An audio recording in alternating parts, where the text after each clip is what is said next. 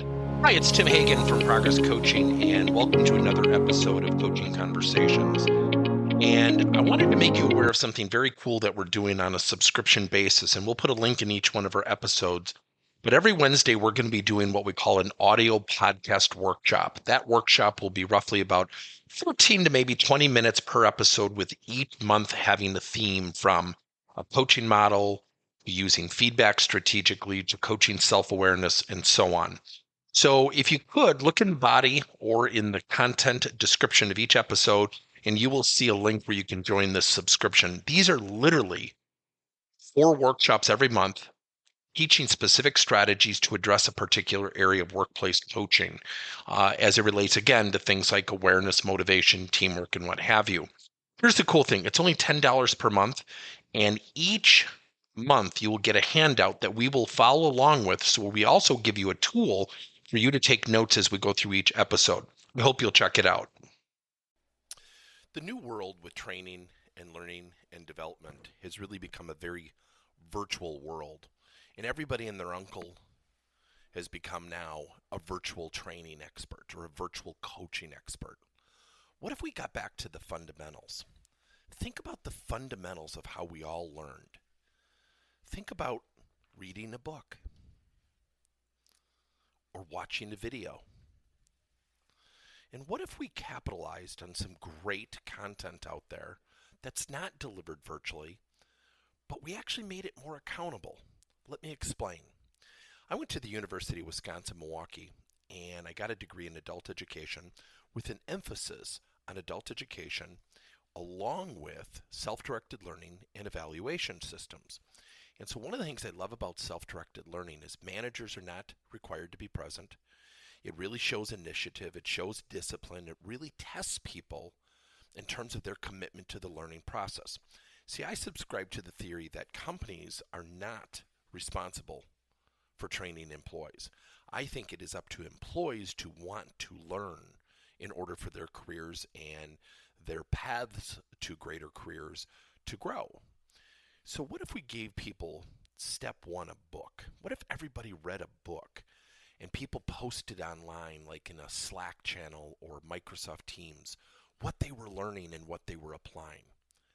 It seems so simple.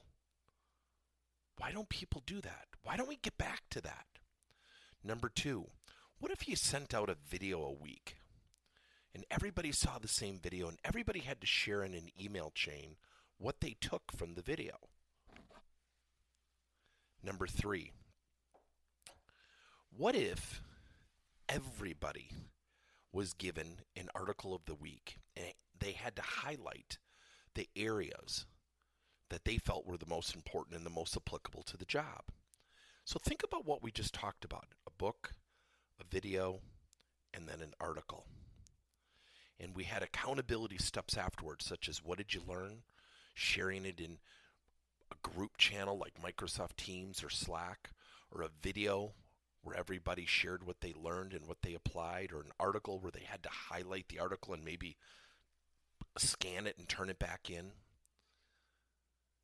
See, we think that everything has to be a technology-based thing, I think all too often. Every year, one of my favorite trade shows to go to is the Training Magazine trade show in Disney in Florida. And every year, I see new e-learning platforms. I see new technology. And I see the same features and functionality. And I think about people, when they get a new job, being supplied something that we call a self-directed learning matrix, where they onboard themselves. I remember over 20 years ago, I was working for a rubber molded company who made these parts for finishing, the e-coating and powder finishing industry. And we ended up taking a 1-year training program and putting it into a 45-day program. And the cool thing was, it was driven by self-directed learning. Meaning every week people had to perform a number of tasks, whether it was reading an article, interviewing an employee, watching a video online, documenting something they learned off the website or what have you. And then they had to go and teach somebody what they learned. That's total accountability. I think to a certain extent, as bad as this pandemic crisis has been, we have a unique opportunity to reinvent the way people learn. I think that there's also a unique opportunity to increase accountability. Now, for years, training departments every year are being asked to quantify what they did. Yet, training has never been the problem. It's the reinforcement, it's the application. That is not the training department's responsibility. That is the employee's direct manager. So how do we increase accountability? Think about somebody. Just think about the logistics. You're going to be put into a group setting with people from other departments. You don't know who's going to be there. And every 2 weeks, a chapter of a book is due, meaning you had to go around the circle and share the 2 things you took from the book and 2 things that you applied. Think about that. Logistically, you're not going to want to show up not having read that chapter to save yourself from embarrassment. Now, that's not the reason why we learn or how we facilitate training and learning, but those logistics help facilitate greater employees, increased learning. We had a client years ago who was struggling with time management. Their systems, their metrics, not ours. And I remember we got the Stephen Covey book, 7 Highly Effective Habits. And we put everybody into a cross-departmental group coaching session. No managers, no leader of the sessions. Everybody had to go in, and the format was simple. You went around the circle and shared 1 thing you learned from the chapter and 1 thing you applied and how it impacted the company. Their metrics, not ours, went up 31.5%. Their efficiency went up 31.5%. No formal training, no e-learning, no classes, just a simple book, just broadening people's minds. So I think this crisis, let's be blunt, it stinks. It absolutely stinks. But at the same time, it allows us to go back to some really cool fundamentals of the way we learn. Not everything has to be Googled. Not everything has to be done, quote unquote, online in a technology platform. Now, there are some inherent great options with what I just said, yet let's not close ourselves off.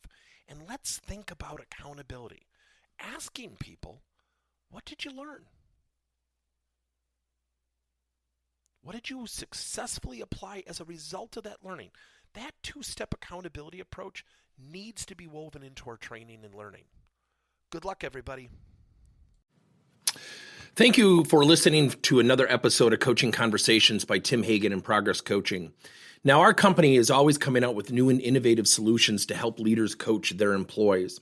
And recently, we just created a new service called Coach to You, where leaders can pick and choose topics and assign 7 to 21-day programs for employees to learn and, more importantly, apply actions and then reflect and share what they're going to do going forward as a result of the learning.